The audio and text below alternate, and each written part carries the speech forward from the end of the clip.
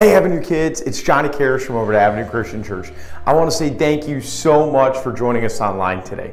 I hope you're having a great start to your school year as we continue into the second week of September. Please know you're being prayed for as we continue into this school year. You say, we're so excited to continue into our series for September here at Avenue Kids, Harmony. Together is better. That's right. God created us for relationships.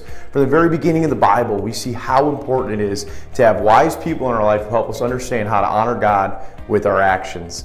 When God sent Jesus, we were able to see the best example of friendship ever. Jesus showed us how much He loves us as He laid down His life for His friends. That's you and me. The most important relationship we can have is a relationship with Jesus. Understanding friendship with Jesus will guide us as we journey through the Bible and see what it has to say about friendship. This week, we're diving into the book of 1 and 2 Samuel and a little bit of 2 Samuel as we look at the friendship of David, like David and Goliath, King David, and his friend Jonathan, and Jonathan's son, Mephibosheth. In this story, we're going to see and learn that friends keep their promises. You see, we can share the love of Jesus with others when we are good friends to those around us. Well, I hope you guys are ready to dive into today's lesson. Thank you so much for joining us online, and we hope to see you soon here at Avenue Christian Church.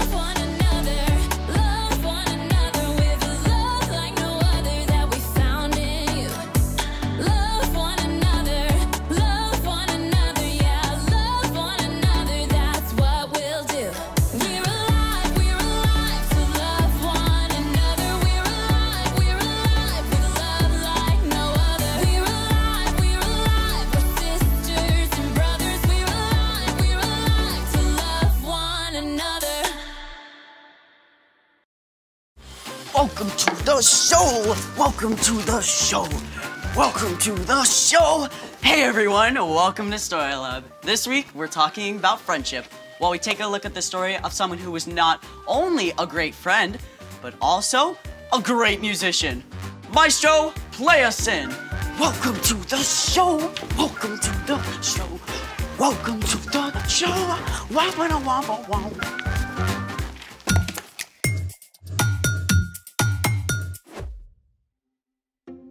Hey, I'm Skylar. And I'm Sebastian. Sebastian, what's taking so long?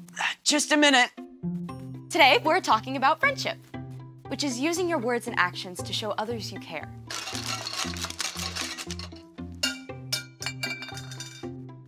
You okay? No worries. Normally, Sebastian and I would be out here together, but Sebastian promised he was putting together something really awesome and fun. Working on it. Just like how he promised he'd be out here to help me host. Sebastian, you better not be goofing off. I would never. How did that get back there? Sebastian! Okay. Ta-da! Sebastian has promised something awesome. Sebastian has delivered.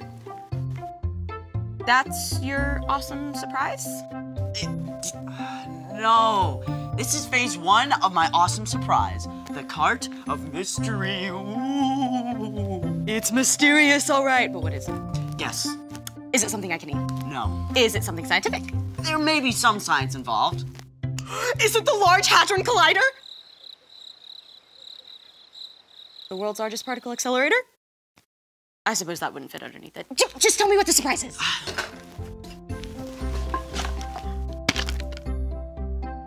That's it? I know it doesn't look like much, but we gotta put it together first. Okay then, Let's make it! Assembly stations ready? Did you read the instructions? I gotta say, this does look kinda cool. Great, let's get started. First up, supplies. If you're following along at home, you're going to need 2 craft sticks, a wide rubber band, 2 smaller rubber bands, a straw, and a pair of scissors. Step 1, use the scissors to cut 2 pieces of a straw that are about 1.5 inches long. Step 2, stretch the thick rubber band around one of the craft sticks. Step 3, place your second craft stick on top and attach it to the first one with a small rubber band. Make sure it's on the same end as the straw. Secure the second straw with another small rubber band. And there you have it. You are now a proud owner of your very own harmonica. To play, all you have to do is just move the straw up and down to adjust the pitch. Slide the straw to play higher or lower. Moving the straw pieces closer together causes the rubber band to vibrate at a higher frequency, which is what causes a higher note. It kind of sounds like a kazoo. But wait, there's more. Because why not stop at one awesome instrument when you can have your very own buildable band? I mean, we've got everything here. Like, we've got a shaker made from soda bottle with popcorn in it. I mean, we got a box guitar, tin can drum set. Ready to rock? You know it? 1, 2, 1, 2, 3, 4.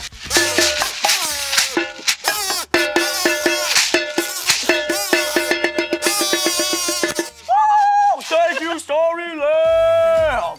Gotta say, you promised something awesome and fun, and you did not disappoint. I always keep my promises. Mostly. But speaking of promises, it's time for... The story before the story. Today, we're in the books of 1st and 2nd Samuel, which tell the story of David, who was called a man after God's own heart. While David was still a boy, God chose a man named Saul to rule over Israel. But Saul didn't listen to God. So, God sent the prophet Samuel to anoint David as a sign that he would one day be king of Israel. Though David started out as a shepherd, he caught Saul's attention when he faced down a huge giant. After that, King Saul appointed David as both the leader of his armies and his personal musician. God blessed David, and he won many battles. The people loved him. David even became best friends with Saul's son, Jonathan. But the people loved David so much that Saul became jealous. He wanted to get rid of David. And that's where our story starts. Take it away! Hey everyone, I'm Padma. Hi. Today, we have a thrilling tale of friendship and promises. Promises broken and promises kept. As David grew in popularity, King Saul became so jealous that he gave orders for David to be killed. As David's best friend, Jonathan ran to warn David. My father is looking for a chance to kill you. Find a place to hide in the field. My father and I will come and stand there. I'll speak to him about you, and then I'll tell you what I find out." Jonathan begged his father not to hurt David. "Please, don't do anything to harm David. He hasn't done anything to harm you, and what he's done has helped you a lot." Saul listened to Jonathan and promised, "You can be sure that David will not be put to death." Jonathan told David, so David returned to the palace. But Saul didn't keep his promise. One night, Saul's jealousy of David became so great that he picked up a spear and hurled it at David. Soon after, David went to find Jonathan. "What have I done? What is my crime that your father's trying to kill me?" "Never! My father wouldn't kill you. He promised." "I'm telling you the truth. Look, tomorrow's the new moon feast. Talk to your father while I hide in the field. If he's not trying to kill me, come and tell me. But if he is..." "I'll let you know. I promise. But in return, please, always be kind to me as long as I live, and never stop being kind to my family." "I promise." Jonathan kept his promise. He returned to his father and discovered that Saul really did want to kill David. And the moment he found out, he warned his friend so David could flee far away. Years passed. David escaped Saul again and again until one day, Saul and Jonathan were both killed during a battle. David was heartbroken over the death of his best friend. He mourned for days, but eventually, David was made king in Saul's place. When David was king, he remembered the promise he made to take care of Jonathan's family. "My friend Jonathan is gone. Is there anyone still left of his household? God has been very kind to me, and I would like to be kind to that person as well." Jonathan's son Mephibosheth is still alive. He's unable to walk because of an injury he received as a child. "Bring him here, so I can keep my promise to Jonathan and show him the Lord's kindness." David had Mephibosheth brought to the palace and welcomed him with open arms. "Who am I that you should pay attention to me?" "Don't be afraid. You can be sure that I will be kind to you because of your father, Jonathan. I'll give you all the land that belonged to your grandfather, Saul, and I'll always provide whatever you need." Some people looked down on Mephibosheth because he couldn't walk, but David made Mephibosheth a permanent member of his royal household, keeping the promise he made to his friend Jonathan all those years before. The end. Okay, that was pretty epic. I know, right? So, what's our part in the story? Well, to start with, we can remember how God has always kept promises to us. God promised to send us a Savior and then followed through by sending Jesus. And just as Jonathan and David kept their promises to each other, we can make sure to keep our promises to our friends as well. Keeping your promises helps build trust between you and your friends. It can help friendships grow. Right. Like, say you borrow a toy or a game from a friend and promise to give it back the next day. Make sure you don't accidentally leave it at home. Speaking of, here's the pen you lent me. Thanks. Or say you promise to let your friend pick the next game when you guys play together. Even if you really don't like the game your friend chooses, it's important to keep your promise and give him a turn. I think you've got it. See you next time. Bye. So here's the thing. Friends keep their promises. Can I promise you a musical outro? How about we just sing something instead? Yes! So long, farewell, auf Wiedersehen, good night. We hate to go, But that's our show, all right. And now it's time for us to say goodbye. Thanks for joining us in the Story Lab. See you next time.